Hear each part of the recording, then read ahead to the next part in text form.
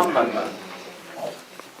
alaikum everyone, and welcome to today's Mecca and Faith Community Health Initiative collab.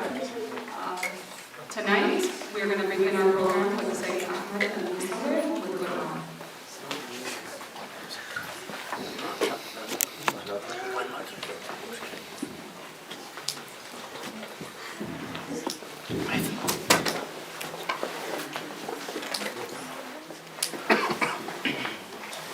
صلوا على محمد.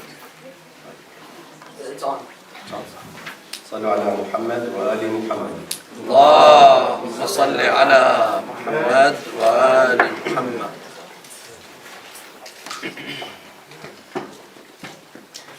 أعوذ بالله من الشيطان الرجيم. بسم الله الرحمن الرحيم.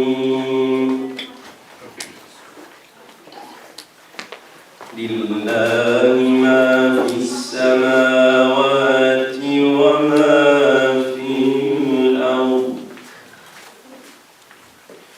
وإن تبدوا ما في أنفسكم أو تخفوه يحاسبكم به الله فيغفر لمن يشاء ويعذب من يشاء والله على كل شيء قدير.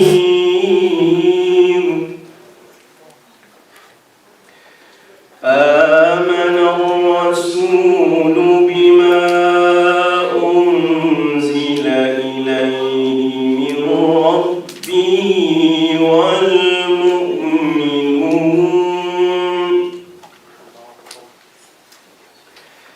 كل آمن بالله وملائكته وكتبه ورسله كل آمن بالله وملائكته وكتبه ورسله لا نفرق بين أحد من رسله وقالوا سمعنا وأطعنا غفرانك ربنا وإليك المصير.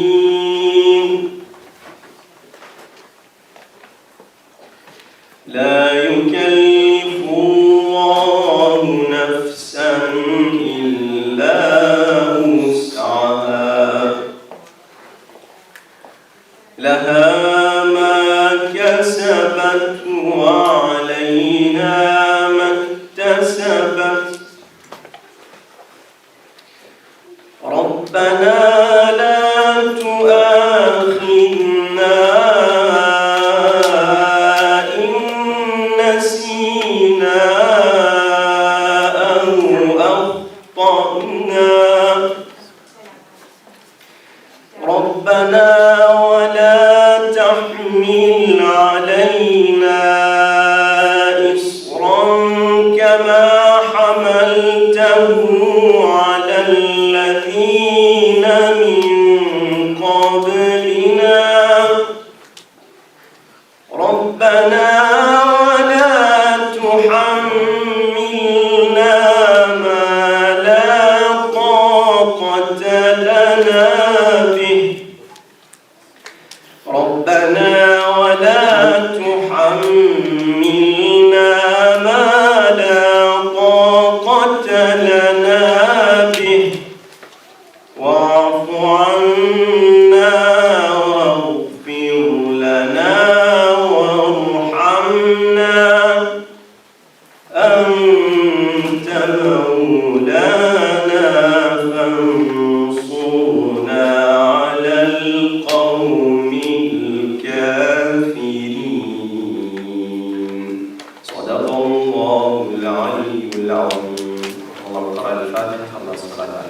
محمد وآل محمد. اللهم صل على محمد. بسم الله.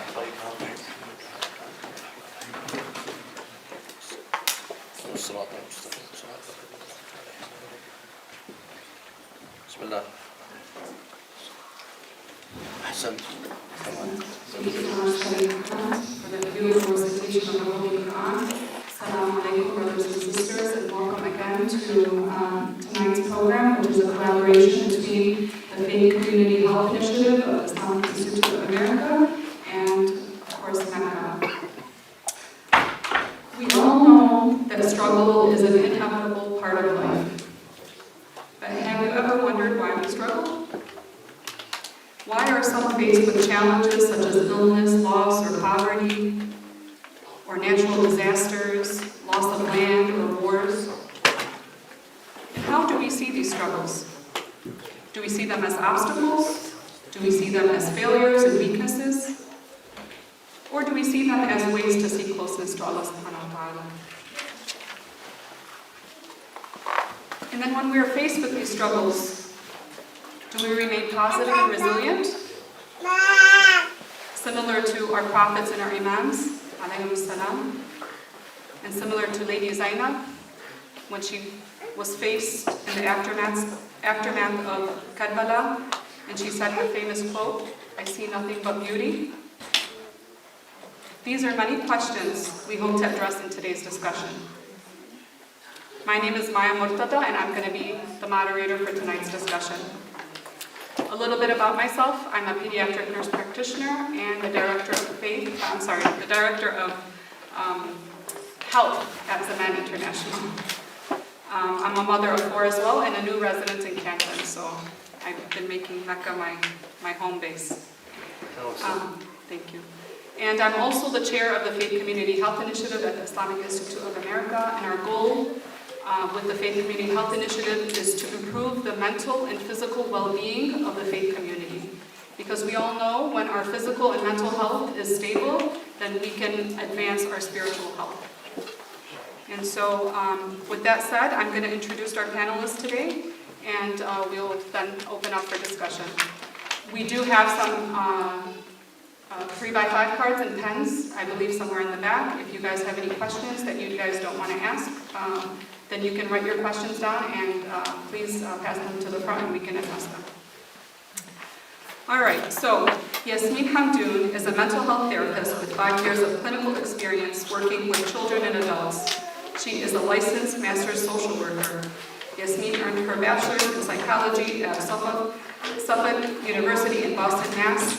She moved to Michigan in 2017 to complete her master's in social work at U of M Ann Arbor.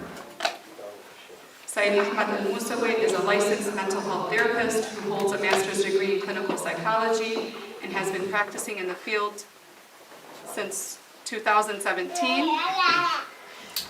He has worked with all ages and currently provides therapy to older teens and adults. He moved from Pennsylvania to Michigan with his family in 2019 in order to be closer to the larger Muslim community. He's here to help raise awareness about mental health. We are grateful for both of you joining us. And with that said, Said Saleh does not need an introduction here at Mecca. So we will pass the mic down to Said Saleh to begin with a brief discussion on why do we struggle, Said. Assalamu alaikum, everyone. بسم الله الرحمن الرحيم الحمد لله رب العالمين والصلاة والسلام على أشرف الأنبياء والمرسلين حبيب إله العالمين أبي القاسم المصطفى محمد وعلى أهل بيته الطيبين الطاهرين. First of all, I would like to begin by thanking the health initiative. Is it called the Faith Community Health Initiative of the IIA, and the experts that have come here to talk about mental health. And this is a very important topic that I believe that we need to constantly discuss. We need to constantly talk about and raise awareness, and we need to listen to the experts. We need to bring the experts and listen to the experts when they talk about their particular field. And of course, when it comes to mental health, there's a thin line between where faith kicks in and where you need the expert help. And sometimes we confuse. We think it's only faith. So we only go and seek help from a faith expert, from a scholar, from a religious scholar. And sometimes some people, they totally ignore faith and religion, and they only seek the medical aspect of it. And I believe that that is wrong as well. There should be a balance. There should be a balance in our lives where we turn to Allah subhanahu wa ta'ala, we rely on our faith, we rely on our beliefs, but we also take the medicine. We also take the expert opinion. We also listen to the doctors and what they have said. Because at the end of the day, the cure comes from Allah. وَإِذَا مَرِضْتُ فَهُوَ يَشْفِينَ. However, Allah subhanahu wa ta'ala says you need to seek the course and you need to seek the correct pathways to seek solutions to your problem. So the question of why are we facing struggles in life? This is a very important question. And I have seen people, they leave religion altogether because of this particular question. This question in particular makes people leave religion. They say, why is God testing me? Why am I suffering in such a way? Why do I have to go through difficulties and trauma and trials in life? So from a theological perspective, from a religious perspective, we believe that people are tested for different reasons.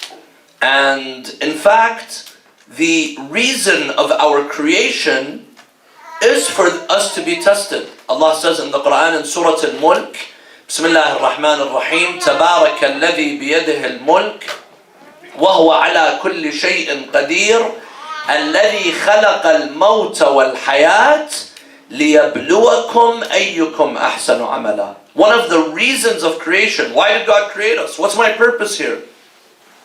Allah mentions 3 reasons in the Quran. One, Allah says in the Quran, the reason is for you to taste the mercy of God, to receive the mercy of Allah subhanahu wa ta'ala. وَلَوْ شَاءَ رَبُّكَ لَجَعَلَ النَّاسَ أُمَّةً وَاحِدَةً وَلَا يَزَالُونَ مُخْتَلِفِينَ إِلَّا مَنْ رَحِمَ رَبُّكَ وَلِذَلِكَ خَلَقَهُمْ. Allah says God created you so that He could be merciful with you. However, how do I attain God's mercy? Some of us, we want to go to heaven for free. Do you see anyone in life getting anything for free? Is there anything for free in life? You want to go to school, you have to struggle. You want to get a salary, you have to struggle. You want to build a family, you have to struggle. So, the mercy of Allah, there's 2 types of mercy. There is a mercy that is for everyone. This is Ar-Rahma Ar-Rahmaniyya. Bismillah Ar-Rahman. And then what do we say? Ar-Rahim. There's 2 types of Rahmah. There's the Rahmah that is for everyone. The atheist, the believer, the animal, the human, whoever it is, they receive that Rahmah. Ar-Rahma Ar-Rahmaniyya. However, there's Ar-Rahma Ar-Rahimiyya. What does Rahim mean? What's the difference between Rahman and Rahim? Rahim is the specific mercy for those who deserve it. So how do I deserve the mercy of Allah? 2 ways. Also the reasons of creation. One, Allah says in the Quran, وَمَا خَلَقْتُ الْجِنَّ وَالْإِنسِ إِلَّا لِيَعْبُدُونَ. Verily, jinn and the human were created for what? To worship Allah subhanahu wa ta'ala. When you worship God, you will be a recipient, a worthy recipient of the Rahmah Rahimiyya. And the second reason is to be tested. تبارك الذي بيده الملك وهو على كل شيء قدير الذي خلق الموت والحياة ليبلوكم أيكم أحسن عملا. In this life, we're not here to live forever. This life, we've seen the most powerful, we've seen the richest, we've seen the wealthiest people that have everything. At the end, there's separation in this life. What does this mean? This means that this life is a test. This means that at the end of the day, I have to turn in my exam. And I have to go to another realm. I have to go to another type of life. We believe that this life, when we die, it's not the end. An atheist doesn't believe in an akhirah. An atheist believes that if I die, that's it. I'm nothing. Nothing's going to remain. But we believe that no, this life is a test. And when we die, we're not going to be nothing. We're going to go into another realm. Some people, they see death, life and death as a light switch. If it's on, that means it's on. If the light switch is off, that means you're nothing. You're totally gone. But we have faith. We believe in God. We believe that the Lord who created this complex universe, this perfection in the universe, where the stars are created perfectly, the sun is created perfectly, the moon, every living organism is created with precision. That Lord that created this whole universe with precision is also calculating everything in my life with precision. And therefore, this life is a test. Therefore, the struggles are a way for me to excel. The struggles are a way for me to advance and to reach higher ranks in life. I don't know how long I'm supposed to be talking, but I'm going to send it back to you, and then inshallah if there's any other questions, inshallah. Thank you, Sayyid. Yes, so I appreciate the Islamic perspective. Now we're going to look at the mental health perspective. And I'm going to pass the mic to Yasmin. Assalamu alaikum everyone. Thank you so much for coming to our first collaboration event with Mecca. As Maya stated, we're the Faith Community Health Initiative. So I'd like to start with a poem that I found. It's by Jova Ferreira. I found it to be very impactful.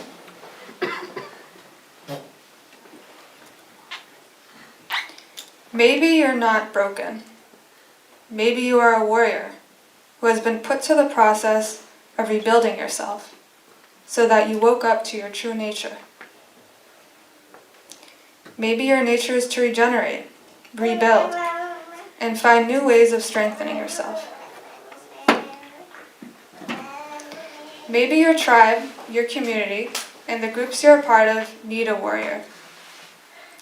Maybe people that you haven't even met yet will need someone that teaches them how to be a warrior too. No, you won't always have to be a warrior. But it's better to have a warrior in the garden than to have a gardener in the war. Thank goodness for warriors. This is very heavy. Sure. We have the... Maybe you're not lost. Maybe you're really a guide who has been put to the process of learning how to find your way home. Oh, yeah, that's convenient. It's okay. A little lower.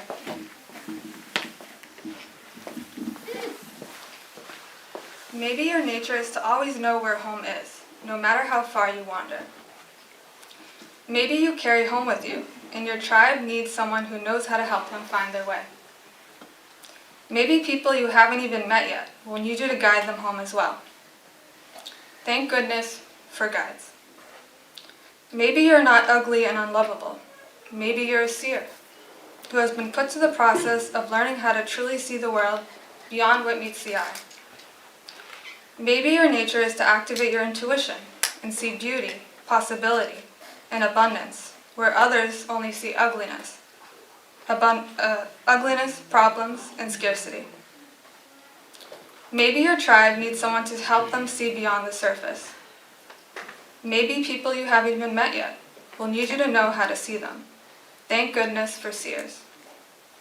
Without invalidating your struggle, consider that maybe you need to be exactly where you are.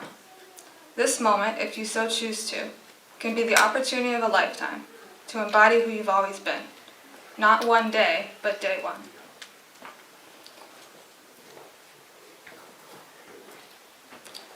So today we'd hope to shed some light on some very simple and effective tools that you can use to benefit your mental health.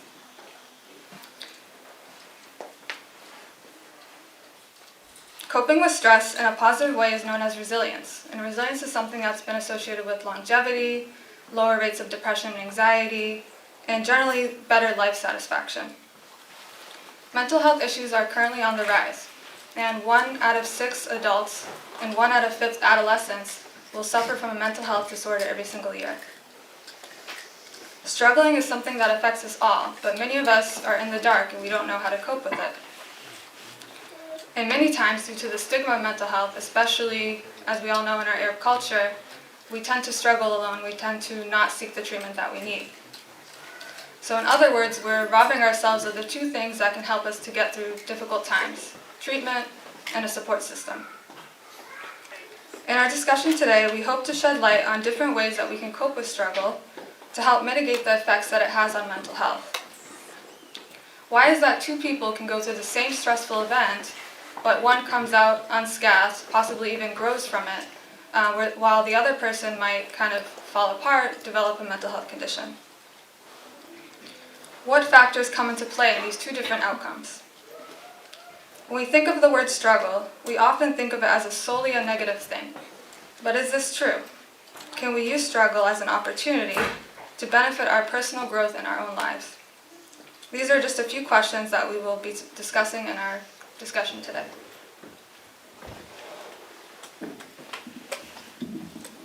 Thank you, Sister Yasmin, for that introduction from the mental health perspective. If anybody has any questions, please write them down and send them up, but we will begin a brief discussion. So Sayyid, I'm going to start with you. You mentioned to be tested, right? That is one of the purposes we have on this earth. So can we ask the question of why some are tested more than others? Is there a reason behind it? Is that person who is tested more is loved more by Allah subhanahu wa ta'ala? What is the purpose between the hardships and why others suffer more than some? This is a very good question, and sometimes people, they ask, why me? Why do I have to face this kind of test? This is not fair. But we have to kind of stand back and change our perception and our perspective. Some of us, we think that if I have money, if I have children, if I have health, if I have wealth, that means God is not testing me. God is only testing those people who don't have. God is only testing the poor people. God is only testing the ones who are living a miserable life. In our perspective, a miserable life. But when we look at it when we look at the bigger picture, we see that everyone is tested. Every single person is tested. And Allah says in the Quran, كُلُّ نَفْسٍ ذَائِقَةُ الْمَوْتِ وَنَبْلُوَكُمْ بِالشَّرِّ وَالْخَيْرِ فِتْنَةً. The shar is a fitna. Fitna means test. Evil is a test for you, and khair is a test for you. The good things. If God is giving you wealth, if God is giving you health, if God is giving you a life, that's also a test for you. We only look at the negative aspect. We only look at things, if I'm not doing well, then I think that God is testing me. But God is not testing my neighbor. God is not testing the person who is doing well off. Well, no. At the end of the day, there will come a time, يَوْمَ يَقُولُ الْكَافِرُ يَا لَيْتَنِي كُنْتُ تُرَابًا. This life, if we look at it in comparison with the akhirah, in comparison with eternity, which is forever, this life is going to be nothing but a small speck. Maybe, have you seen a movie? The movie is going and then there's one split second where if you're blinking, you miss that. In a long movie, our life is that split second. It's nothing. It's insignificant. It doesn't matter whether I was rich or I was poor or whatever I had. It's all a test. The real life is the akhirah. And that test could be, maybe God could give me the wealth. Maybe God could give me power. Maybe God could give me authority. And I might not realize that I'm being tested, but I am being tested. A few days ago, we finished Muharram and Safar and the days of Imam al-Hussein alayhi salam. Sayyidah Zainab alayhi salam, this is a perfect example. Imam al-Hussein, people, they thought Imam al-Hussein, he lost. Imam al-Hussein, God is testing him in such a way. And Yazid, the cruel, enemy, evil, wicked man, he becomes the Khalifa. He becomes the one who is in power.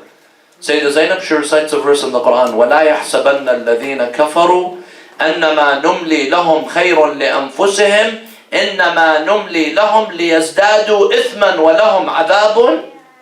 She says, don't think that just because you have power and authority that means God is favoring you. No, sometimes if Allah sees someone who's deviating from the haqq, God is going to give this person more wealth. God is going to give this person more dunya, more authority, and that is, and so that they fall back, so that they turn further and further away from Allah. So this is one thing that we need to understand. Another thing is that the tests is the purpose of creation. Everyone is tested. I don't know what you're going through. You don't know what I'm going through.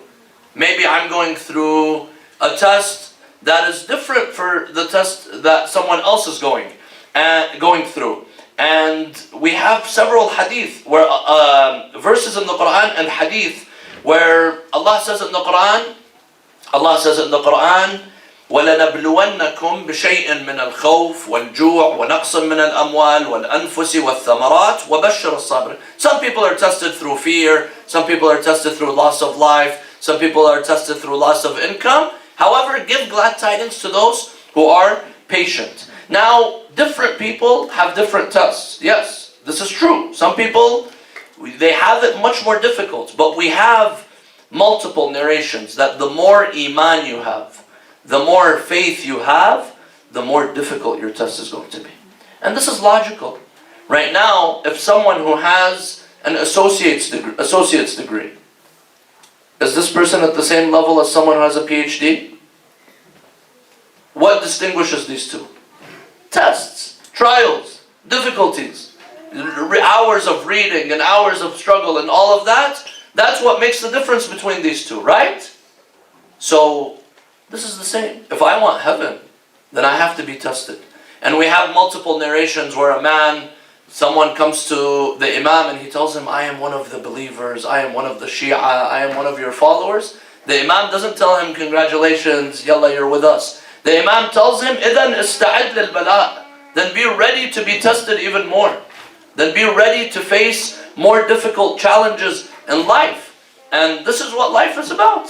I know it makes sense that if I want to advance financially, I have to go through tests. If I want to advance academically, I have to go through trials. If I want to advance any step in life, I have to go through difficulties. And you see the difference. You see the one who has really gone through tests and trials, you see that they come out as an expert in the field. They come out as whether doctor, engineer, whatever it is, they come out as the top because they went through trials. They went through tests. And this is the same when it comes to the tests that we face in our life.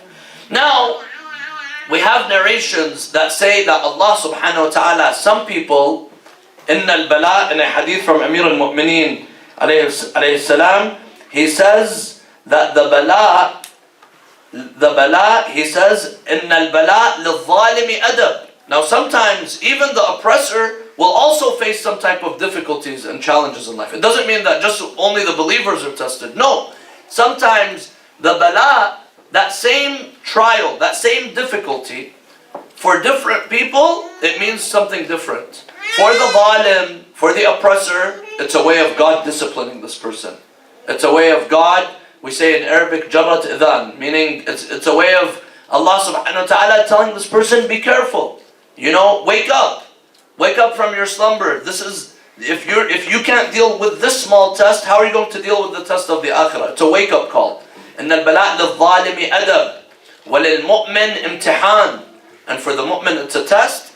And then he says, وَلِلْأَنْبِيَاءِ دَرَجَةٍ. For the prophets it's a daraja, elevating their rank. وَلِلْأَوْلِيَاءِ كَرَامَةٍ. And those who are so close to God, they look forward to the tests. They see it as a form of karama.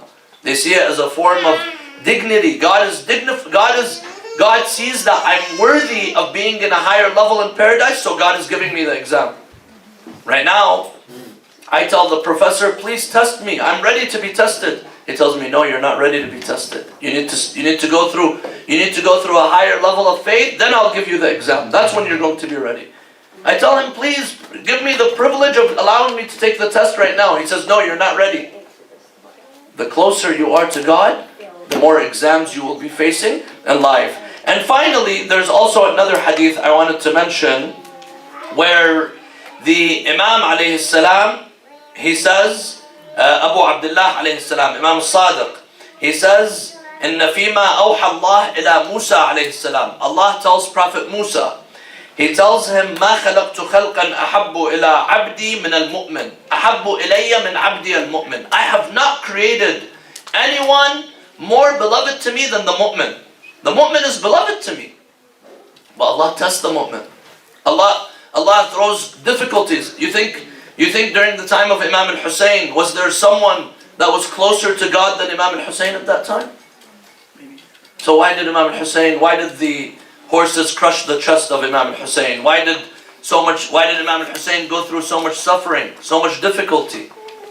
So here's the answer. He says, فَإِنِّي إِنَّمَا ابْتَلَيْتُهُ لِمَا هُوَ خَيْرٌ لَهُ. When I test the mu'min, I'm testing you for that which is better for you. Because I know what's better for you. I know you could pass this test, therefore I'm throwing this test at you.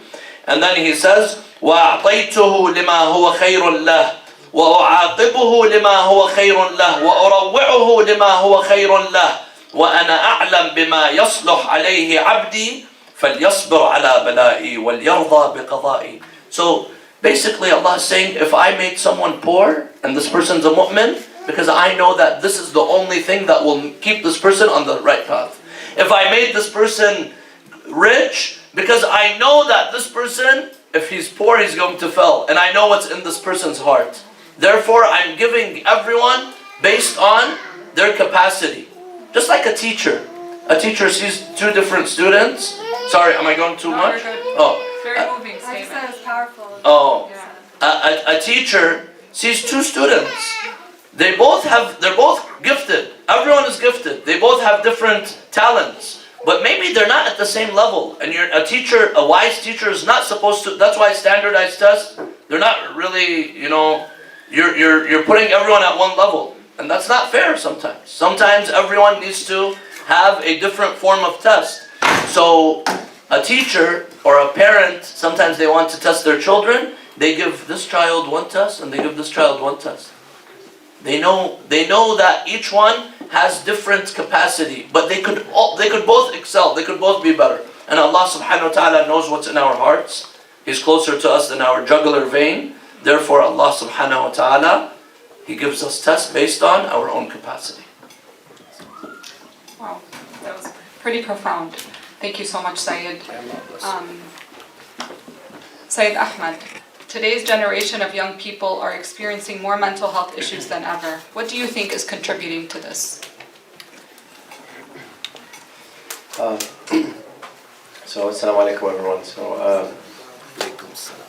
I think the Sayyid again for his statements as well. Like Jamai and Yasmin were saying, and the reason we wanted to have this kind of event is because of the having the religious side, because we have the faith and we have Islam as tools we can use. Then I think it's appropriate to see things from that perspective. So that's why I think it's very beneficial to have a kind of multi-layered or multi-dimensional kind of view about things. So in terms of your question, Jamaya, I think it can be all kinds of things. It can be for now. I mean, for example, we may be seeing more people who are maybe materialistic these days. In terms of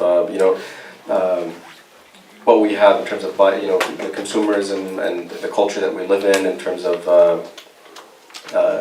of the social media as well, and things like that, which are propelling us kind of to look at things from a certain perspective, to look at things from the perspective of, in terms of social media, for example, of how many likes we get, or how many views we get, or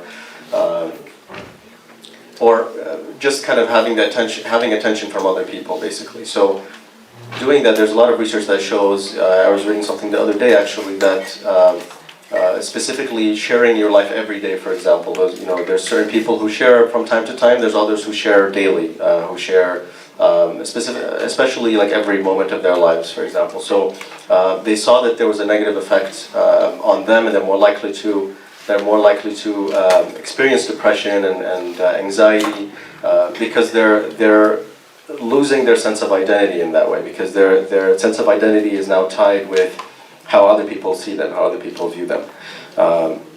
So that's now, we're seeing that at an unprecedented rate, obviously, and year by year it's increasing. So I think that's one of the biggest things. Even, like if you look at 10 years ago, 15 years ago, it wasn't the same. Even 5 years ago, things are moving more quickly, and there's more platforms now out there that we're seeing as well, that are encouraging us to share more. So I think that's a big thing, I think. I do think there's something to note as well, and that's the availability of these statistics as well. I think that throughout time we do have issues. We have had issues, and everyone, it could be increased now, but at the same time we're studying it more now as well. So we're seeing more. But I think at any stage it's appropriate to focus on these things and see what to see how we can improve and make changes. So what I'm trying to say with that is, for example, we always say that this generation, for example, has it harder than the last generation, but in reality that could be the case. But every generation has their own difficulties, I think, and every generation has their own struggles. What we're seeing now, I think, is that it's more out there now. Everyone can see it. Everyone can notice that these things are happening. These things exist. So I think that's part of the problem. So I think that's good for now. Thank you, Sayyid Ahmad. So we've kind of heard the wisdom behind Allah's challenging us in different aspects of our life, right?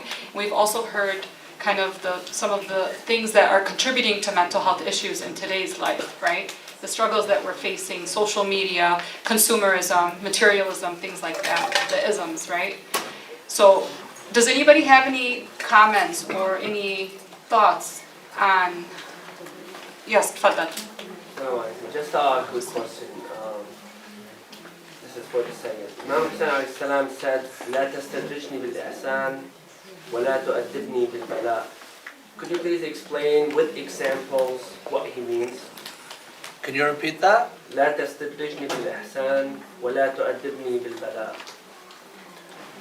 So this is the brother is asking about a statement from Imam al-Hussein alayhi salam, لا تستدرجني بالإحسان ولا تؤدبني بالبلاء, and do not discipline me through bala, through tests, through trials.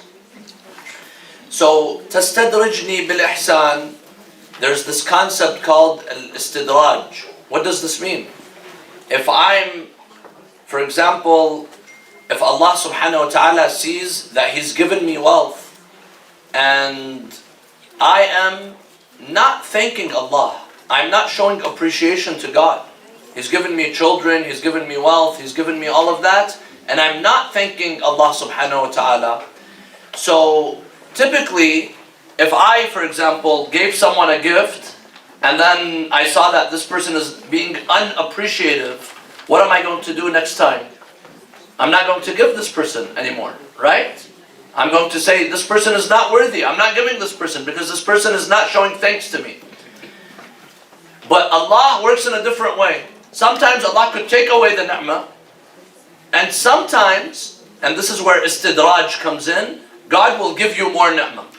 Yallah, you're failing, you're not thanking me, I'm going to give you more. You're not thanking me more, I'm going to keep giving you more. Keep giving you more. This is called istidraj. It's like, what do they call a ladder? Daraj. Because it's steps. So basically, it's slowly God keeps giving you more with ihsan, but then this is in a way where I'm falling. I'm getting further and further away from God while I think that my material life, while I think that I'm not being tested. Which, this is dangerous. We have many ahadith that say, if your life is comfortable, if your life is smooth, and you don't have a relationship with God, then know that the bala is very close. Because, and the test that you're going to be dealing with is going to be much more difficult than what you're than what your neighbors and other people are facing right now. If everything in my life is smooth and I'm disobeying Allah on a daily basis, then that means perhaps God is not going to test me in this dunya with these small tests, but I'm going to fall, that big fall, which is going to lead to a greater destruction, a greater disaster in the akhirah. So this is why we should be worried if we're living very comfortable and we're sinning. Be worried. Unless you turn back to Allah subhanahu wa ta'ala, then it would all change. Your intention would be pure. You would be receiving the satisfaction of Allah subhanahu wa ta'ala. And then the bala as well. We all ask not to face bala. Every single person asks not to face bala, but everyone is going to face a bala. But we're supposed to ask Allah subhanahu wa ta'ala, do not test me with something that I will fail. Because at the end of the day, I can't say, Ilahi, don't test me. Because this is the whole reason of my creation. وَلَنَبْلُوَنَّكُمْ بِشَيْءٍ مِّنَ الْخَوْفِ وَالْجُوعِ وَنَقْصٍ مِّنَ الْأَمْوَالِ وَالْأَنفُسِ وَالثَّمَرَاتِ. Ask Allah, Ilahi, you want to test me? Test me with something that you know I will pass. Test me with something that will be good for me, good for my akhirah, good for my life. This is why sometimes it's good if I'm asking Allah, don't be specific. Ilahi, I want $1 million this year. How do I guarantee that $1 million is not going to يخرب لي بيتي? It's not going to ruin everything in my life. It's going to damage me. It's going to bring me away from Allah subhanahu wa ta'ala. Ask Allah for rizq. رَبَّنَا آتِنَا فِي الدُّنْيَا حَسَنَةً وَفِي الْآخِرَةِ حَسَنَةً وَقِنَا عَذَابَ النَّارِ. Oh Allah, give me rizq. Give me the sustenance. That whatever you decide is good for me. Don't give me what I want. Because sometimes things that we want end up being worse than that which Allah subhanahu wa ta'ala has given us. There was a man, one of the companions of the Prophet, by the name of Tha'laba. Tha'laba, he was poor. But he used to come every prayer, he used to pray behind Rasulullah sallallahu alayhi wa sallam. Every prayer. Subh, Dhuhr, Asr, Maghrib, Isha, he was with the Prophet. He would come to the Prophet and he would tell him, Ya Rasulullah, ask Allah to make me wealthy. Ask Allah to make me rich. Rasulullah tells him, Ya Tha'laba, qalilun. You have a little that you thank Allah and you show appreciation for, is much better for you than kathir, a lot that you are unable to show thanks to Allah for. He kept insisting and insisting and insisting until one day, after multiple times, he keeps asking the Prophet. One day Rasulullah, he says, Ilahi, Allahumma aghni Tha'laba. Oh Allah, make Tha'laba rich. This guy had sheep. His sheep, they started, mashallah, reproducing. He had 1, 2, 10, 20, 30, 100. Suddenly, now, he's not coming to the masjid anymore. They tell him why. He says, I'm busy. I have work. And this is what we say. When we don't go to the masjid, what's the excuse? We're busy with work. We're busy making money. We're busy hustling. Right? So, this guy, he became busy. Now, he started coming less, once a day, and then once a week, only Salat al-Jumu'ah. And then the verse of zakat came down. The verse of zakat, which was ordering all the Muslims to give zakat. Rasulullah, this guy's out of the town now because he has all these sheep and all these cattle. He can't be in the city. He has to go outside. Rasulullah, he sends Muslims. He says, go and collect the zakat. They come to him. He says, what, is this just me? Go and collect from everyone else and then come to me. They go, they collect from everyone. They come to him. He tells them, I'll come talk to Rasulullah. He's trying to strike a deal. This rizq came from the dua of Rasulullah. Now he became too attached to it. Then a verse in the Quran came down describing him as a munafiq. Rasulullah said, we don't want the zakat of Tha'laba. Tha'laba thinks we need his money. We don't need your money. Allah gave you, because Allah was blessing you. You wanted more. This is the istidraj, meaning God kept giving you more and more that it ended up bringing you away from Allah. So we kind of understand now that it is our purpose here to be tested, right? Yes. We have a question in the back. Yeah, Yes. Assalamu alaikum. Wa alaikum salam. So, thank you for hosting this. My question is in relation to what you just said. So, I've often heard that Allah gives us what's best for us, and Allah puts these people in these specific circumstances given His knowledge of their abilities and what they can handle Yes. and all of that. So would Allah in the first place even accept these du'as that we make for $1 million, given that Allah knows what is best for us and what is not best for us? So would it even make a difference whether we make that particular du'a or not, given that He ultimately gives us what's best for us? So Allah subhanahu wa ta'ala gives us what's best for us, but there is room for changing certain things in our lives. Allah knows what's best for me, but at the end of the day, Allah has given me إِنَّا هَدَيْنَاهُ السَّبِيلَ إِمَّا شَاكِرًا وَإِمَّا كَفُورًا. At the end of the day, I make decisions in life. If God is going to hold me accountable for what He chose what's best for me, and He chose that what's best for me, then where's God's justice? Meaning God, He destined my life, and then He says, this is what's best for you, and this is what ended up happening to you, and then you go to either heaven or hell. No. God knows what's best for me. And God has sent me prophets and messengers, and sometimes Allah subhanahu wa ta'ala has written certain things in my life. However, ultimately the choice comes back to me. إِنَّا هَدَيْنَاهُ السَّبِيلَ إِمَّا شَاكِرًا وَإِمَّا كَفُورًا. You could either thank, or you could either not thank. You could either go to the masjid, or you could either not go to the masjid. You could either pray or not pray. So, but yes, the test is going to fall upon a person. For example, someone is going to get sick. La samahallah. Someone's going to get something's going to happen to them, they're going to get ill. If you're a believer and you're ill, your reward is going to be very different from someone who's not a believer and they're ill. And even, medically speaking, scientifically speaking, there are studies that show that someone who believes, they're more likely to get cured if they believe. Their faith will help them heal much quicker. So there's room for us to choose our own destiny. Otherwise, what's the point of reciting dua on Laylatul Qadr? What's the point of giving sadaqah? What's the point of doing all of these things?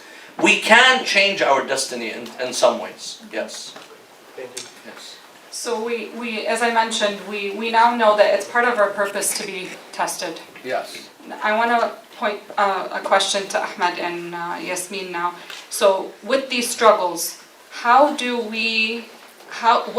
can we do to handle these struggles in a positive way? Like what tips can you give the audience today to help them kind of take this struggle, understand that this is from God, this is going to be good for me, because it's hopefully going to allow me to seek closeness to Him.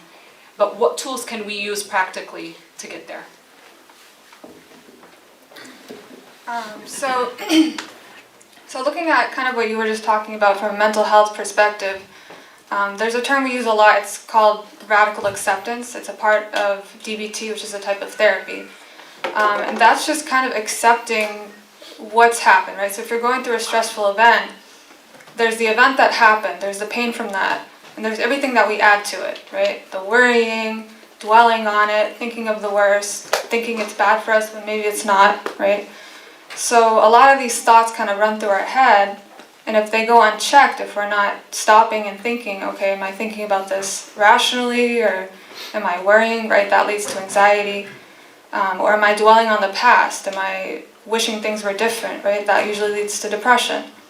So a lot of times we're never present, we're never in the moment, we're either in the past or we're in the future.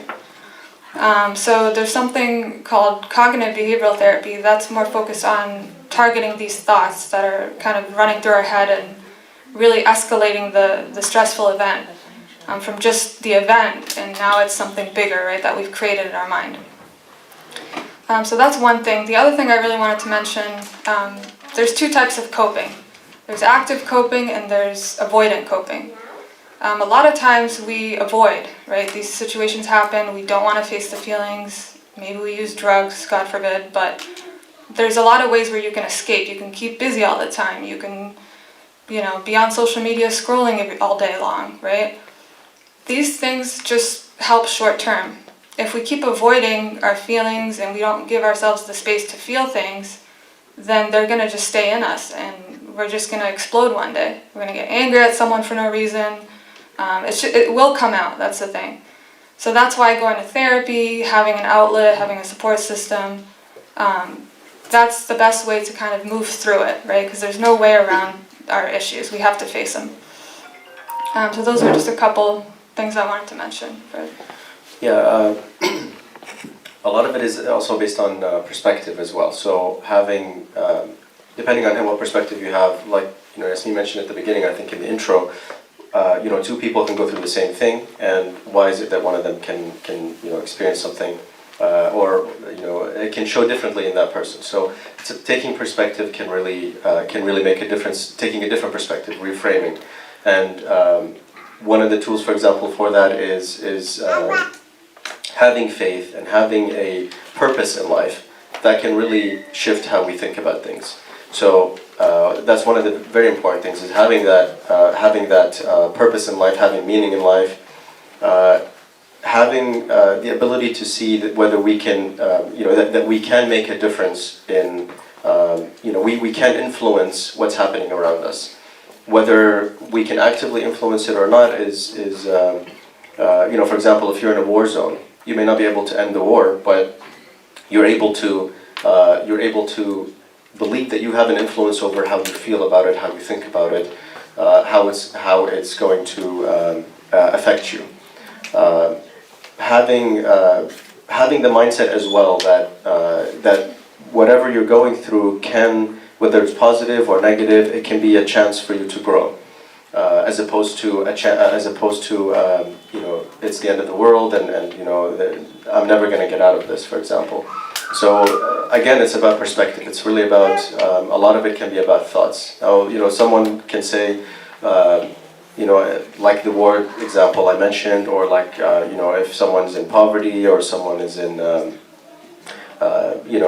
doesn't have the means to do anything, feels like they don't have the means to do anything to change their situation, for example, and struggle after struggle, they can ask, what are thoughts going to do? But it's the combination of all these things. It's having it's changing how we view something. It's changing what meaning we put into that thing. That can these things can really help us to cope better with this. And I keep mentioning faith because there's a lot of research that's been shown about how important faith is. And we're lucky as Muslims to be able to, and we're blessed to be able to use this powerful tool to cope during these times, to give ourselves our lives meaning and our struggles meaning and purpose, as the Sayyid was just alluding to. Thank you. Sayyid, this question's for you. How does emotion play into the way we struggle? Is it okay that we grieve? Is it okay if we are sad? Does that mean we're not being patient or accepting of our situations?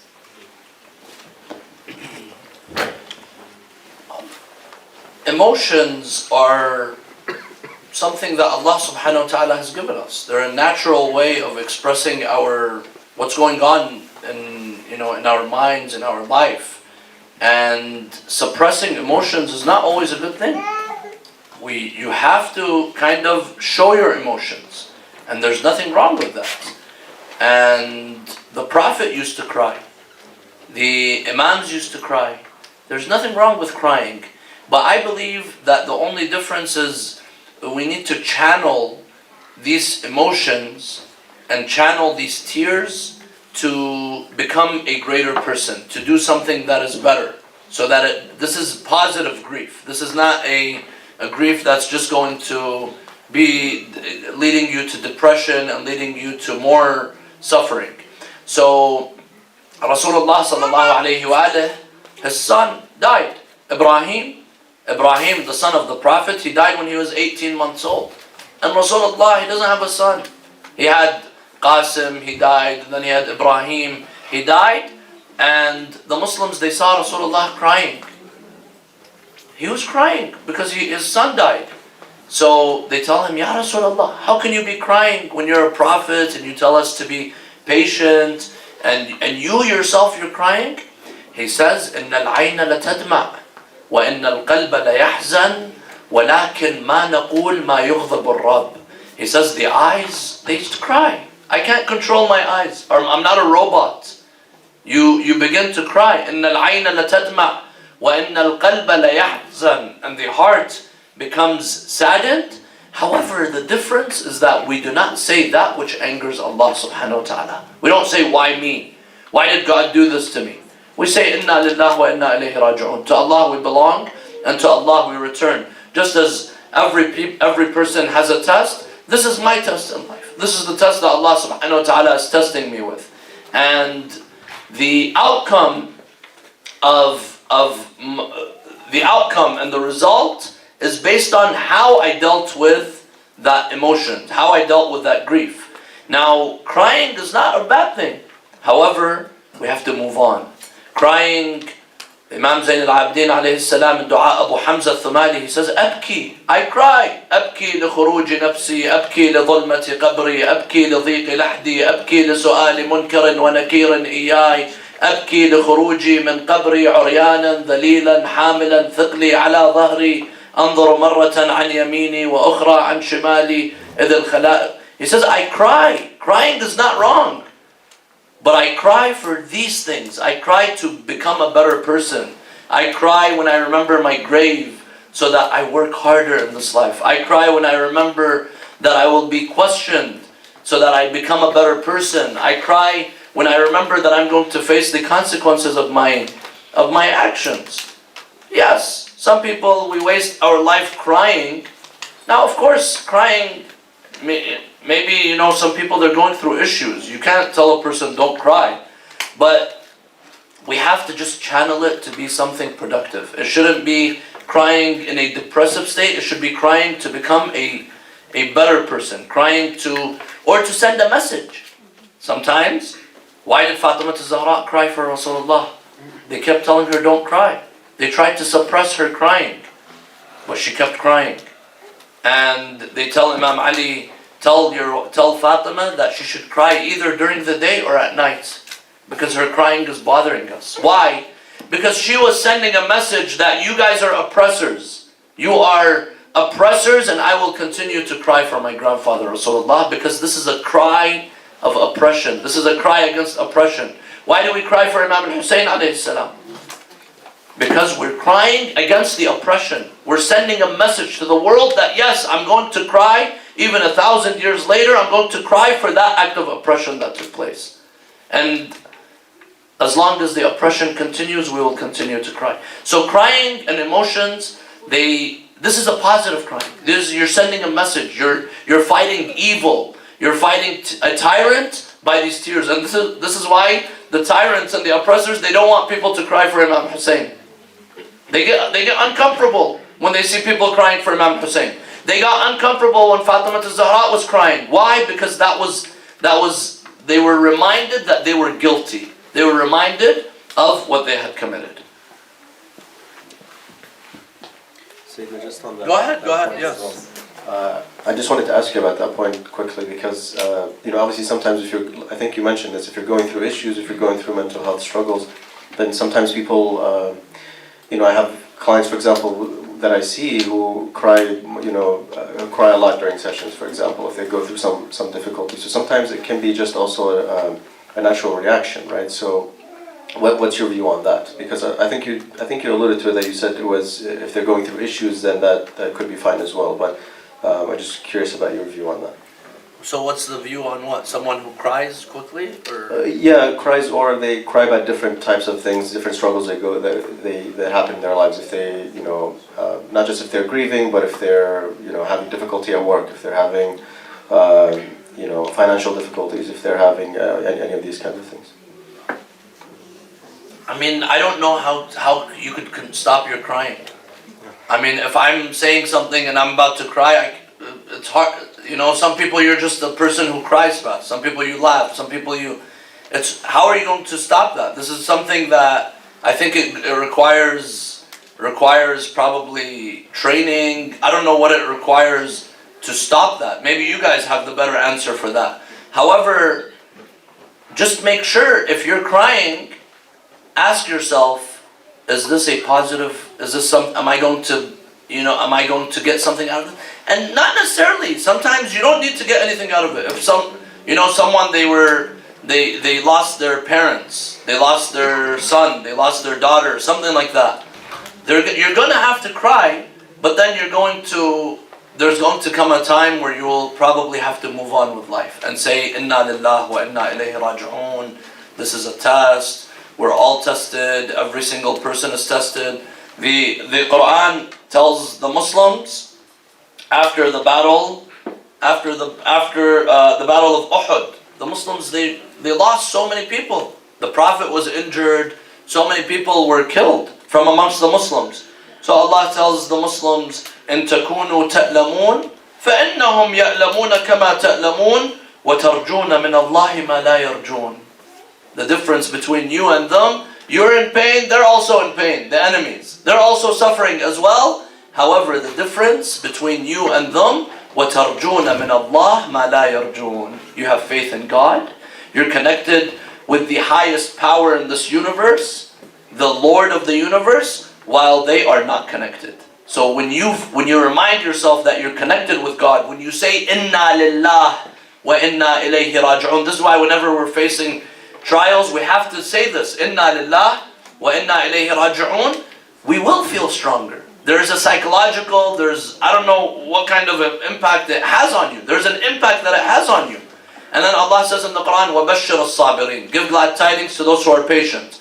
الَّذِينَ إِذَا أَصَابَتْهُمْ مُصِيبَةٌ, those who when they are afflicted with a tragedy, قَالُوا إِنَّا لِلَّهِ وَإِنَّا إِلَيْهِ رَاجِعُونَ, they right away they say, to Allah we belong. That doesn't mean they don't cry. They cry, but then they also say this, إِنَّا لِلَّهِ وَإِنَّا إِلَيْهِ رَاجِعُونَ أُولَٰئِكَ عَلَيْهِمْ صَلَوَاتٌ مِّن رَبِّهِمْ وَرَحْمَةٌ وَأُولَٰئِكَ هُمُ الْمُهْتَدُونَ. Those are the people who will receive the salawat from Allah, the blessings, the mercy from Allah, and the rahmah from Allah. وَأُولَٰئِكَ هُمُ الْمُهْتَدُونَ, and those are those who are guided by Allah subhanahu wa ta'ala. Yeah. I just wanted to make a point on the crying as well. Like, from what I've researched about crying, physiologically, when you cry, you're releasing a lot of, negative emotions, so you end up feeling better. So I see it as kind of like a blessing from God, right? He gave it to us for a reason. We cry for a reason. Everything is for a reason. And I can't stress this enough. I know I already said this, but I think especially in our culture, it's very common for us to hold things in, especially men. But that's what's leading to a lot of the anger, right? There's no way that you can, like I said, get rid of emotions. You have to release it, whether it's writing it down, whether it's talking to somebody else. I think a lot of the problems that we're having is that youth and even adults aren't given the opportunity to share their emotions, and when they do, our parents usually don't know what to do with it. They'll just give us advice or tell us to be strong, and that's, I think, the main thing that's contributing to a lot of mental health issues in our community and in other communities as well. So just giving yourself an outlet, I would really recommend that. You don't have to go to therapy, right? You can just get more in tune with how you feel. I know it sounds corny, but it really is what's going to help you to let things go. Because when we hold things in, especially when it's built up over time, right? A lot of us have what's considered emotional neglect, where as children we were never given the opportunity to talk about our feelings, to have somebody hear them and support us emotionally. So now as adults, we don't know what to do with feelings. We don't know how to express ourselves. That affects our relationships. So it just contributes to a lot of problems, and what it really boils down to is just face your feelings. It's okay to feel, we're human, right? It doesn't make us weak, it makes us strong actually, because the people who have let themselves feel and have resolved that are now in a grounded space. They're not going to be triggered over something very small, right? When people have held things in for a long time, and then somebody makes a comment, they might explode, because again, all of that is still there. It's just ready to come out. Thank you. So we have one question here, and then we want to talk a few points about treatment as from an Islamic perspective and a medical perspective, and then we can conclude from there. Go ahead. I was just going to share some thoughts actually. I come from the medical perspective, so I'm in the field of psychiatry. And one of the focuses of psychiatry is very vast, so one of the focuses is the brain chemistry. that I wanted to shed some light on. So there are chemicals in our brain. Sometimes they're high, sometimes they're low. But when you're in a good mental state, you're balanced. So when an imbalance occurs, you could be depleted in one of the chemicals that you need to feel balanced. So for example, if you have a sad thought, for example, and you keep thinking about that sad thought, you start feeling down, you're depleting a chemical in your brain called serotonin. Now you're in need of serotonin. Now what does the body do to react to that? It cries. So you cry, you get a boost of serotonin in your brain because that's what your body needs in that moment. So we talked about a fine line between when should I go get professional help and when should I continue with my deen. I think the nice thing about social media and everything is there's an awareness now. So we all understand mental health a little bit better. And I think one important thing is to be a little more self-aware so that when you do notice, I'm a little imbalanced right now, I might be headed to a darker place or I don't feel like my normal self, maybe it's a good time to turn to deen a little bit more. Because deen might bring in this favorable state where now I'm in this condition where I could make advancements in my balance, my chemical balance in my brain, and then suddenly it could be resolved. Or you reach the point where you've crossed the line and it's time to seek professional help. Thank you, and that's kind of a perfect time to maybe if Ahmed and Yasmin can kind of touch on points of when should we seek treatment? When is that line crossed where we really need to seek mental professional help? Thank you, brother, for that perspective. Definitely. So that's a great way to look at it as well. Is that there can be you can see all the difficulties that we go through, or the mental health conditions. You can't see them in the brain, with scans and things like that. But at the same time, obviously, there's certain conditions that that would benefit from medication. For example, there's others that you need medication in order to improve. Maybe in addition to therapy. There's a lot that can still be done, though, like you mentioned, like if you mentioned the crying, but other behaviors as well.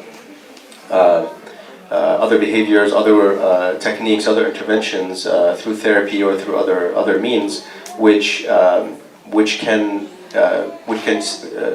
it can result in you feeling better. It can result in you kind of resolving those issues, but and then in turn that can be seen in scans. Let's say that you see the more balance. So it's not necessarily that you focus just on the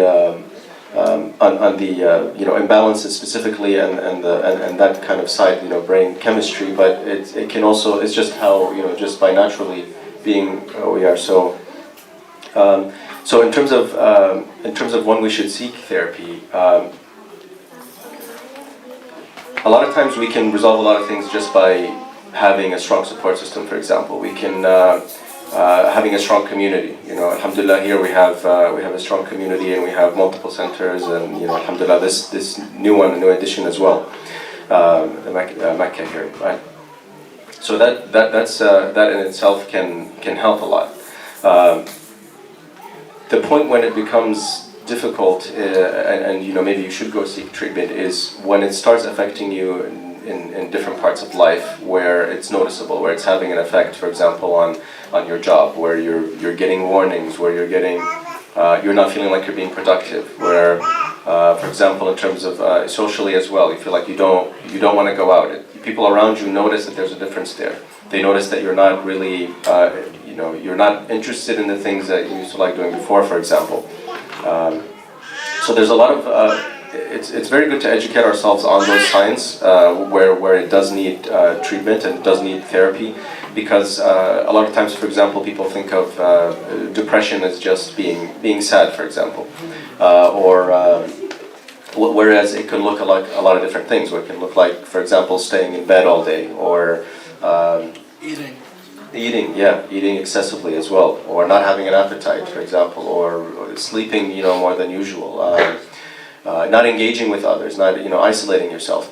So it's all these things. When it's helpful when others around you notice it as well, but it's also maybe when we leave here tonight, we can all go and research some of these things in terms of what signs to look out for, because they may not be noticeable. Maybe sometimes they can be.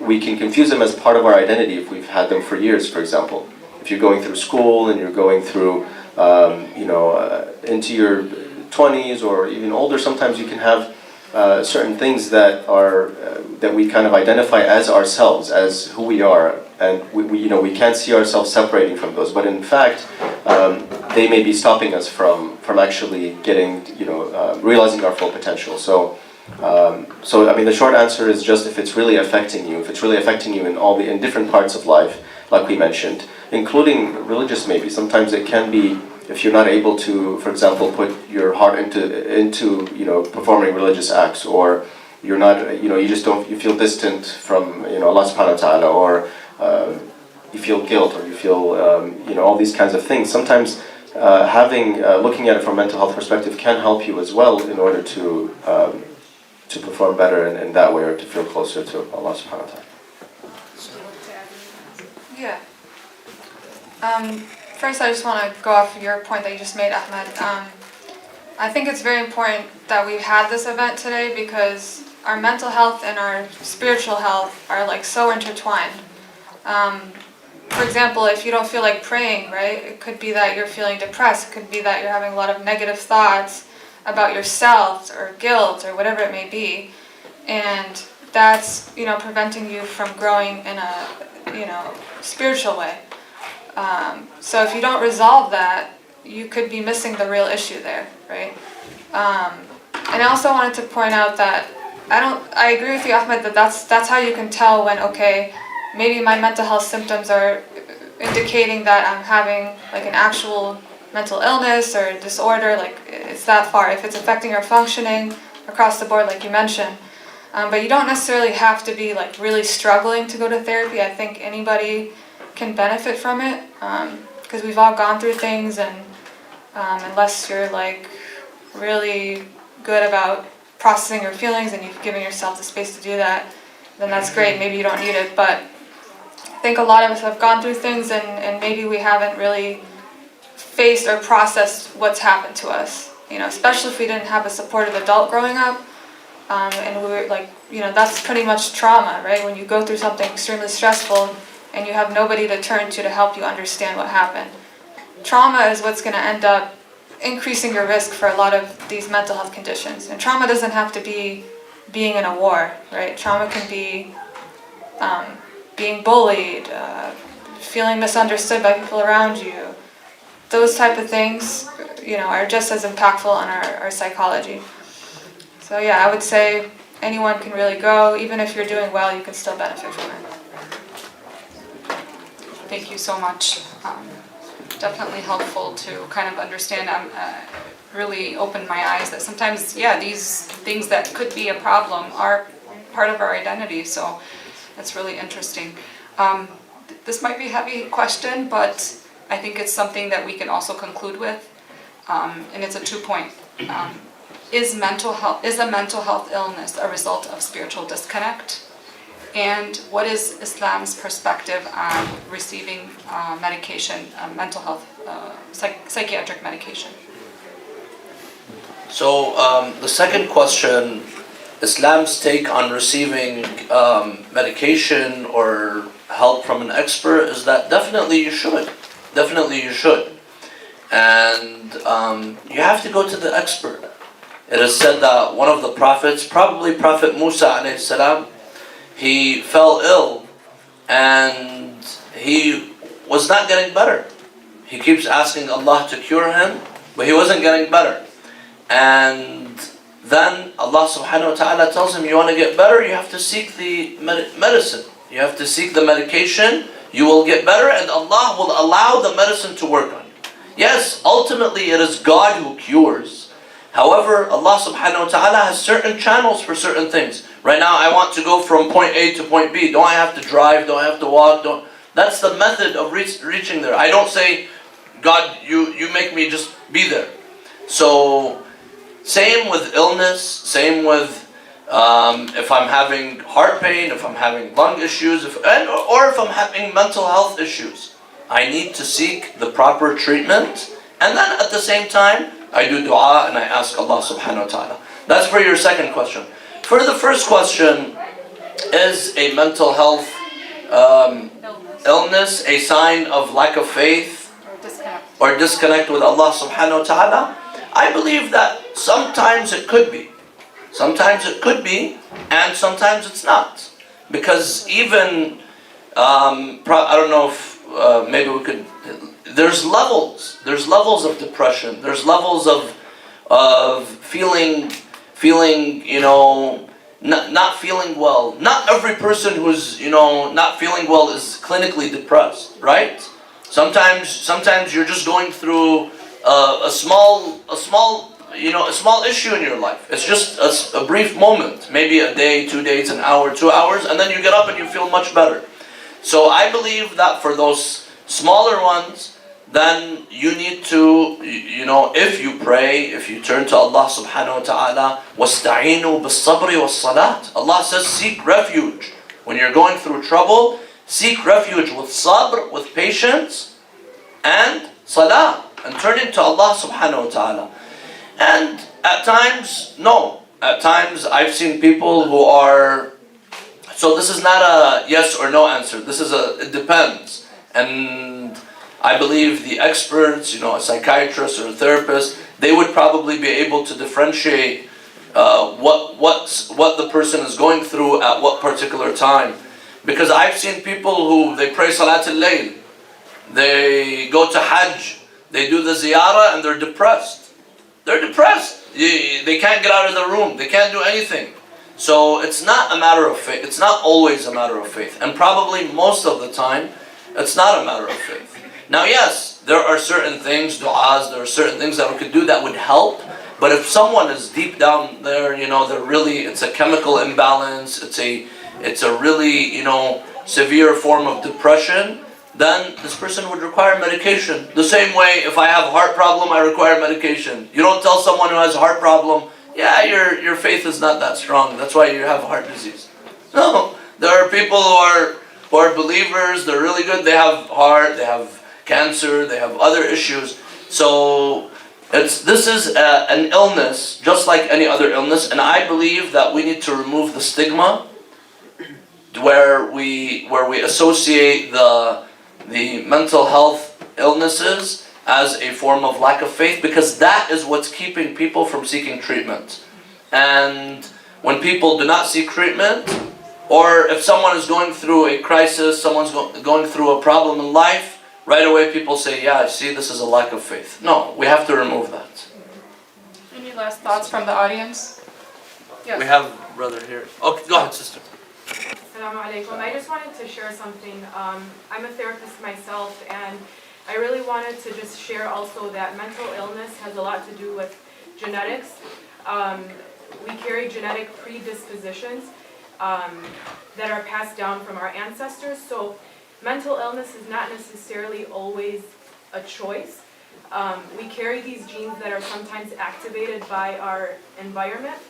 And I think it's, for example, if it starts off as mild depression, it can probably turn into bipolar disorder by the time someone is in their 20s or late 20s, or even schizophrenia or something more severe. So it's very important to pay attention to genetics and the scientific underpinning to why we experience mental illness. So I just wanted to share that. Thank you, Sister Zainab. Any other thoughts? I guess, go ahead. Yeah, so just like, how do we understand the nature of like our struggles? Because, you mentioned that the closer we are to Allah, Allah gives us more struggles. But I also hear that the more a person sins and goes farther away from Allah, the more likely they are to struggle. So when we get a particular struggle, how do we understand the nature and why exactly that struggle came to be? So I believe it goes back to your where you are. Like, how do you see the struggle? If I'm, for example, going through a difficulty, I say I surrender to Allah. Then that means that's a sign that I'm passing the test. But if, for example, I commit sins, my life is a sinful life, and then I face a struggle, the same struggle, something very similar, but that is a form of God disciplining me. So it could be the same thing, like this hurricane that came. For some people it's a test, for some people it's a discipline, for some people it's, every person, Allah subhanahu wa ta'ala will treat every single person based on who they are and based on their own life. Allah is not going to, have everyone suffer for the actions of one. Everyone, based on who they are, based on their circumstances, they're going to receive their own type of test in life. Yes. Go ahead, sister. Assalamu alaikum. Assalamu alaikum, doctor. I just wanted to kind of get your thoughts on this. I recently became aware of the difference between struggling and suffering, where we all may go through difficulties in our life, but it doesn't mean that at an internal level we are asking questions like, why me? Losing the sense of self-compassion, self-love, self-worth, right? When we start losing some of those elements, that struggle becomes a suffering. And one may say, even Imam Hussein in Karbala, he struggled big time. But when he was being martyred, his soul was not suffering because he was nafs al-mutma'inna, his soul was at peace. And so from a psychology perspective, could you shed some light on that difference? Yeah, that's a very good point that you mentioned. Because as I kind of mentioned before, there's the pain of the event, there's the actual event that's difficult, and then there's everything we add to it, right? The asking why me, the ascribing meaning to it when we don't know, right? Something could appear bad, it could be very tragic, but it could be what we need, it could be a good thing. So just having that perspective in the moment, like, I was actually listening to a podcast recently about mindfulness, and it's gotten me thinking a lot because it asks you, like, if you're going through something, just ask yourself, what is wrong with now? Usually right now at that moment you're fine, right? But again, it's the worrying about what's going to happen. That's where you start to really get in your mind, and it really starts to eat at you, and that's something that can make you more susceptible to developing a mental illness. It's either we're focused on the future, we're worrying, what if this happens, this happened, now what if this happens, and it just escalates and escalates and escalates. I'll give you an example. Once I had my client's confidential information in an envelope, and I lost it, so I started freaking out. I was like, someone's going to find it, they're going to know my client, then I'm going to lose my license, going to lose my job. Like, I just kept taking it more and more and more. So that's where we have the control, right? We can't control what happens, but we can control our perspective about it. Like you mentioned during the Battle of Karbala, they had that perspective. They knew that this needed to happen. They knew that this was actually a good thing, even though it was very tragic. It was a sacrifice. It was all, to save Islam at the end of the day. And they had that faith in God and that understanding, right? So we can tap into that. We just have to take a step back and realize, at the end of the day, what do we have control over here? I'm not saying we're never going to get upset about things, we're human, but it's just another tip and trick we can use to better handle these type of things. Sorry, very quickly, I think I agree with, obviously, just to follow up on Yasmin's points, but I think having perspective obviously is a great thing, but it is a very important thing. In addition to that, it's the beliefs that we have about, the mindset that we have is, a lot of it is based on the beliefs that we have from childhood, in terms of how our parents or our world, basically, or our community, our society, how sometimes it's in the home, though, it starts in the home, what we're taught about certain things, how we are taught about, to handle certain struggles or things. So we can take it from, like you said, like a struggle that we can, which is can be like the growth mindset there, that we're going to use this to grow, as opposed to suffering, which is, like you said, you may lose compassion for other people. You may, so this can also inform our worldview. So the beliefs that we have can form our worldview, and that starts from when we're very young. Being able to change our perspective, having that kind of flexibility can help us a lot. Yeah, just just want to add a quick point. So most scientists, they do believe that the mental illness is related to something going on inside the brain, and the brain is an organ. So they believe it's something related to the communication of neurons in the body. And as the doctor said, the serotonin is one of the hormones or chemicals that can affect the brain behavior, right? If it's low, for example, they will feel depression. So every patient feels like the mental illness thing can be diagnosed differently. So it can be treated with medication, it can be treated with a nice word, it can be treated by reading dua, it can be treated by talking to someone. So I just wanted to add that every patient is diagnosed differently. Any other thoughts from the audience? Go ahead, brother. Assalamu alaikum. I have there's a very common question that I get from non-believers, believers, and believers struggling with their religion. It's why would just and all-merciful God give us all these struggles? Why are we pushed with all these struggles? Why, if He's so just, is He making this life so hard? I've seen a lot of doctors that were believers that give up their beliefs because they see all these patients going through these horrible things. So what is your answer to that? Or a child with cancer, for example. Yeah, exactly. So there's different ways to answer this, but it all goes back to life as a test. And this is not the place of seeking the reward. This is not the result. You're still in the test. So we want the result. We want to live a happy life in this life when that is in the akhirah. At the end of the day, everyone struggles in this life. Not just that person with cancer, that person with this problem, this person. Everyone struggles. Everyone struggles. And everyone goes through challenges. But we just have to, have that shift, in our mindset, in our thinking, that this is not the place of reward. This is not the place of jaza. This is the dunya, this is the place of ibtila. This is in the middle of a test. I want to be comfortable. I want to receive the results in the middle of the test.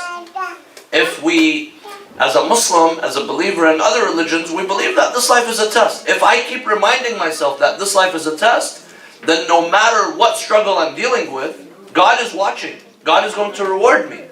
Whatever it is, however bad it is, God is going to reimburse me. God is going to give me. God is going to... Justice is in the akhirah. In this life, justice cannot be established. Justice is in the akhirah, and Allah subhanahu wa ta'ala will not only be just with us, but Allah subhanahu wa ta'ala will give us more than what we deserve. I pray for 50, 60 years in this life, and Allah gives me eternal paradise. Is that justice? That's more than justice. That's grace from Allah. That's tafaddul from Allah subhanahu wa ta'ala. Allah subhanahu wa ta'ala has given me much more than I deserve because of the difficulties and the challenges that I face. But as long as you're mu'min, as long as you have iman, then Allah subhanahu wa ta'ala will definitely give you much more than that. Well, sorry to push back a little bit, but how about for the 5-year-old child who has cancer? That's the argument that I hear. Just to also that child is going to be rewarded. Their parents are going to be rewarded.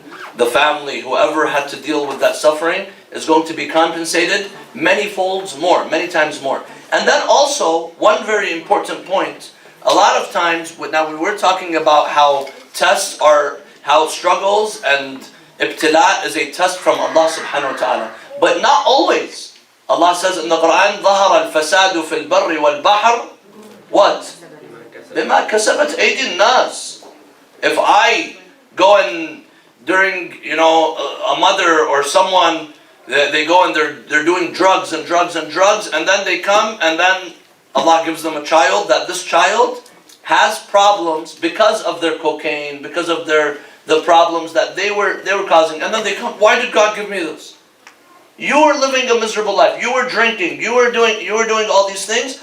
There's a consequence to your actions.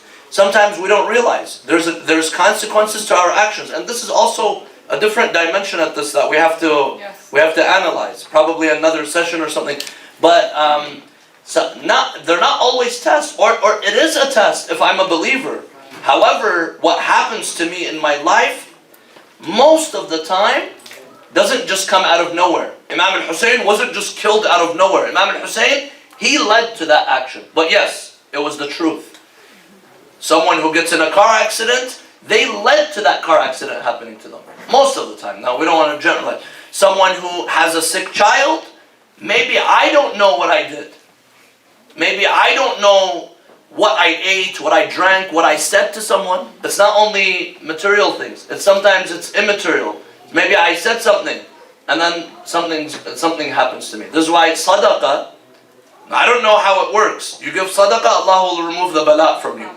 There's a correlation between our actions and between what happens to us. And the bala, most of the times, it happens because of our own actions. And even if someone is good, someone's a believer. Imam al-Hussein, how did he end up in Karbala and that whole tragedy happened on him? Was it because he just woke up and he found himself in Karbala? No, Imam al-Hussein, he made decision after decision after decision after decision, which ended him up in Karbala. Now, were those wrong decisions? No, they were not wrong decisions. But that's the process of life. So, even that 5-year-old, whatever, maybe their parents did something. Maybe someone did something, but we always, if something good happened, I like to say it was me. But if something bad happened, I blame it on God.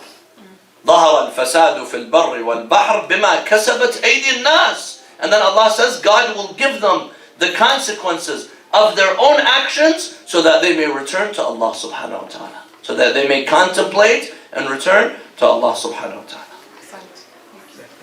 Can I add something to Yes, that? sister. So recently I'm a teacher, work with special needs kids and all that. There was a child who taught me that lesson. Before that it was not very clear to me either. There was a child whose parents were drug abuse and finally the mother died. The baby was born and he has all those symptoms because of the drug use. So I was thinking that child, both parents died, right?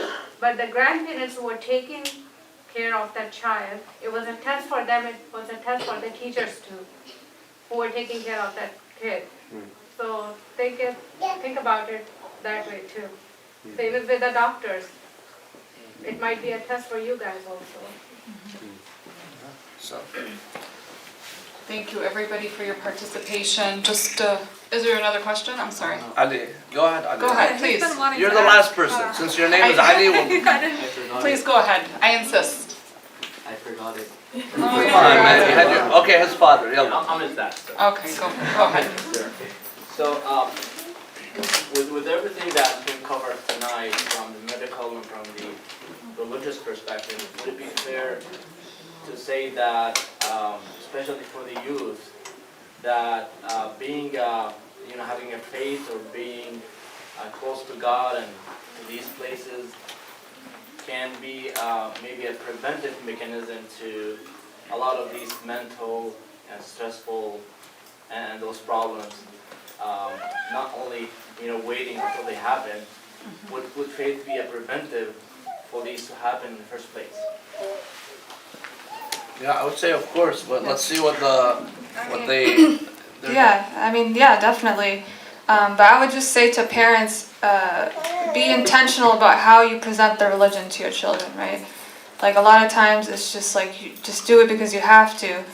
Psychologically, if you give them the opportunity to have the discussion with you, to explain the why, and just cater it to the generation too, like that quote by Imam Ali alayhi salam, raise your children according to the generation. So understanding how their mind works and the best way to present it to them could increase the likelihood that they will find that comfort in it. Because there's a lot of distractions now, especially for youth. They're all on social media and they have all these things competing against religion. To them, they might be like, well, that's old, that's outdated, but it's really not, right? There's a lot of beauty in it. It's just, understanding how to communicate it to them the best way, I would say, is important. So, He remembered the question. I'm his Did you- mother. I want to add something. That's his So- mom. Yeah. We have to bring his grandfather in. So for psychiatric disorders, I believe it's like not any other disease states where you can have medication and the problem can be resolved. Like for example, for high blood pressure, you take blood pressure medication and you will feel better. But with mental health problems, I believe that having good support system, getting closer to Allah helps more than taking medication.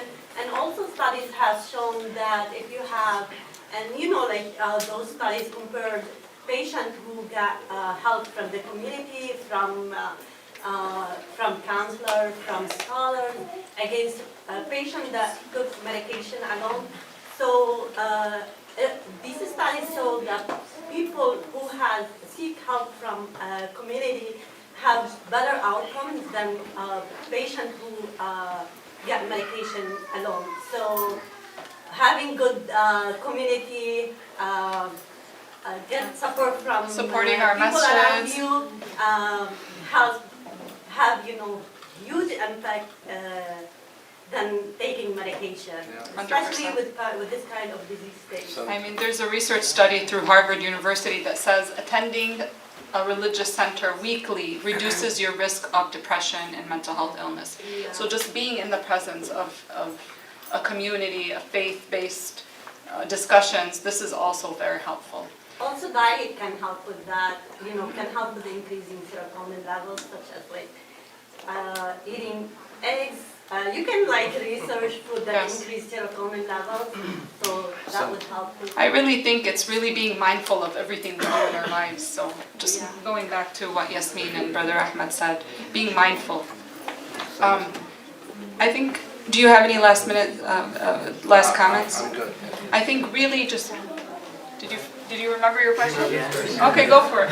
Is there a point where psychiatric treatment and therapy isn't enough? Is it enough? Would the psychiatrist like to answer that? I mean, you never give up. There's options everywhere, and like we mentioned earlier, sometimes people react differently to different things, and maybe deen is enough for someone. Changing your diet is enough for someone. So I think the most important thing is just you never give up, and there have been miracles with certain patients that I've seen that, we just adjusted something that was so minor, and then suddenly, after exhausting everything else, they're much better now. So it really just depends. I wanted to also add something, Brother Ali, to your question. I wanted to add something. So, do you mind repeating your question again? Is there a point where psychiatric treatment and therapy isn't enough? So, my answer to that, I would say, depending on the disorder and the severity of the disorder, there's levels of treatment. So step one is outpatient treatment. There's, different levels. So step one is outpatient. There's also inpatient treatment. There's adult foster care homes for people who require higher levels of care.